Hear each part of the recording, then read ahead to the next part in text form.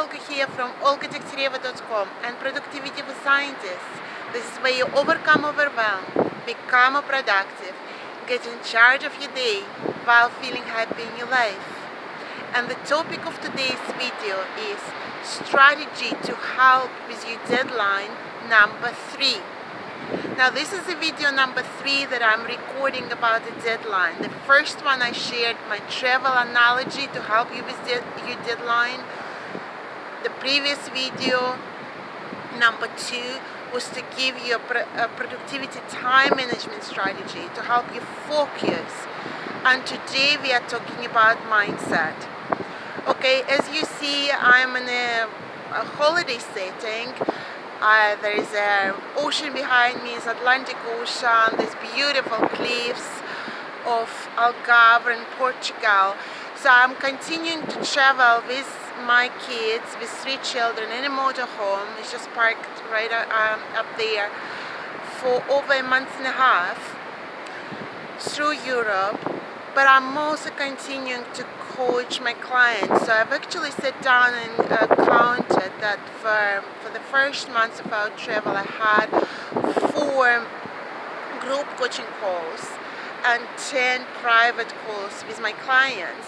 And the recurring theme was how to focus, how to face a deadline, how to complete your project when you feel so disheartened, so distracted, when you don't believe anymore that you can do it, or you think you don't know enough, or you're too slow, it's too late, you should have done it early, and so on and so on. This is the recurring themes of what we're discussing, and this is what I'm sharing with you. Okay, so today is strategy number 3 to help with your deadline, and it's all about mindset. What does that mean? That means all the thoughts and beliefs you have about your project. So you might be clear on your deadline. It might be in 2 weeks, it might be in 3 months. You know, if it's your PhD, it might be 2 weeks for your paper. So you're clear on that, and you are sitting down to do it. But then what comes up is that feeling of no, I can't do it because I don't know enough. It's not enough time. I left it too late. It's not going to be good enough. It's because I would need to rush and not be able to do it properly. I should have done it earlier. That feeling of guilt and self-blame and just really feeling disheartened, and maybe some negative feelings come up from the previous situation of disagreement and misunderstanding with your co-authors or your supervisor, and that feeling of pain that associated with this project. This is all real. This is not just you. I want you to know that it's not you alone who are struggling with this. Also, I know often the PhD students feel isolated, or even postdocs feel isolated. You're not alone. I've been speaking now and talking with many of my clients who feel like that. So let's talk about it, how to overcome this. Because what you want to create is a feeling of, yeah, I can do it. The feeling of clarity, putting aside all those feelings of it's too late, it's going to take too long, so that there is nothing between you and your project. Then the work will be so much faster, so much more productive, and you can meet your deadline. Okay, so how is it possible even to do? Well, it's all about your mindset. What is mindset? Is the thoughts you're thinking and the beliefs you're holding about this project. And why is it so important? Well, because the thoughts we are thinking and the beliefs we are holding, they're actually inspiring a certain action. Either it's going to be uninspired action, right? I should just, try to do this. I'll try to do this, and I don't know if I can do this. That will produce one kind of action.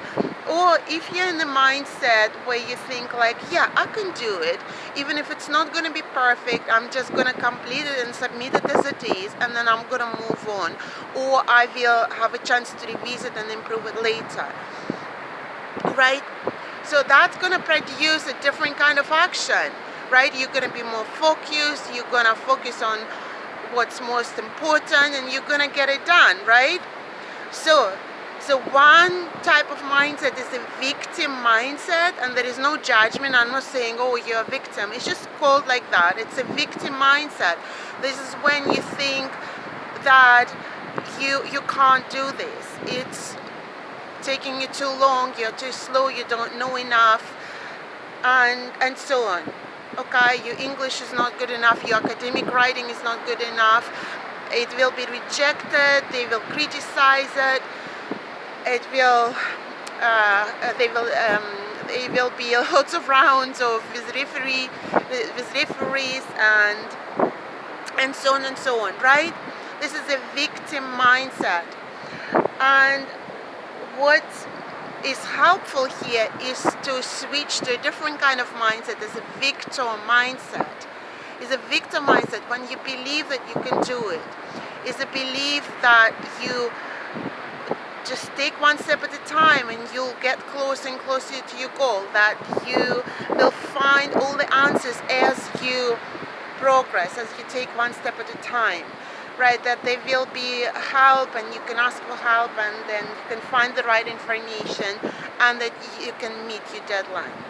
Okay, so let's do it. Let's see how we can turn around your mindset. And the way we do this work on my calls with my clients is that we start with them identifying those thoughts first of all. And recently in my group coaching call, one of the clients, she said, yeah, most problem I have with this paper is psychological, is what I think about it, and it's disheartening me, it's discouraging me, and I can't do it. Okay, so this is your first step, is to really identify those thoughts, and even sometimes write them down, right? I don't know enough, it's going to take too long, and so on, right? And then what we do is literally say, put it aside, like put that piece of paper aside, because for now it doesn't matter. It doesn't matter that you left it too long. You need to do it anyway. It doesn't matter if you think your academic writing is not good enough. You just need to write it badly. Alright? It doesn't matter that you don't know enough. You just need to write what you do know. And so on and so on. And then we go into deeper work into recognizing that some of those beliefs are not even true, and some of those beliefs not are relevant, or they just don't matter right now. Okay, you put them aside and you just do this work anyway.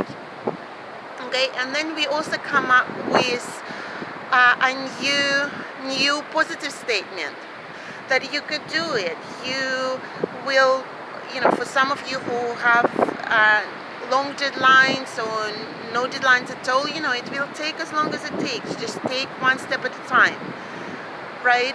Slow and steady beats it. Or if you have a short deadline, what we talk about, the strategy is to assume a no failure attitude. Stop doubting that whether you can meet this deadline or not. Then you're not going to waste the energy on the doubts. All the energy is going to go into your project. Okay?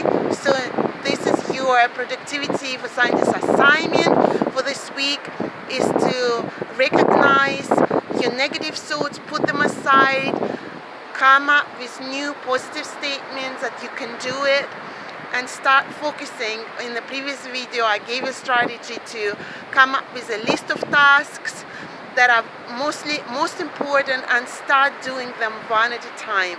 Okay, so I wish you all the best with your deadline, and this is the end of the video, but I want to ask you two things. If you're not yet receiving these videos in your email inbox, go to my website, olgadektereva.com. Go to the top of the website, download your free resources, and you will also receive these videos in your email inbox. And the second thing is, if you know someone who is struggling with a deadline, who is struggling with this negative attitude towards their deadline. Share this video with them so that they know that they're not alone and the strategies might really help them. Okay, thank you so much, and I talk to you soon. Bye.